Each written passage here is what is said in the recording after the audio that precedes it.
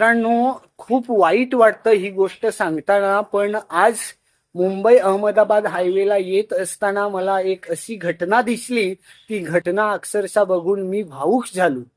हायवेला खूप अशी ट्रॅफिक लागलेली होती आणि या ट्रॅफिकमध्ये ॲम्ब्युलन्स अडकलेली होती. पुढे हायवेचं काम चालू होतं, मात्र काम करणारे व्यक्तींनी ॲम्ब्युलन्सला जायला रस्ता काहीतरी ठेवायला पाहिजे होता किंवा नियोजन केलं पाहिजे होतं. इमर्जन्सी एखादा ॲम्ब्युलन्स आला, त्यांना जाण्यासाठी रस्ता पाहिजे.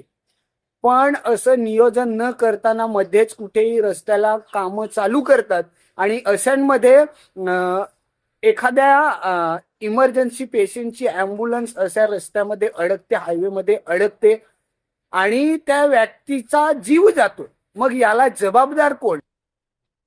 हायवे प्रशासन याची जबाबदारी घेईल का?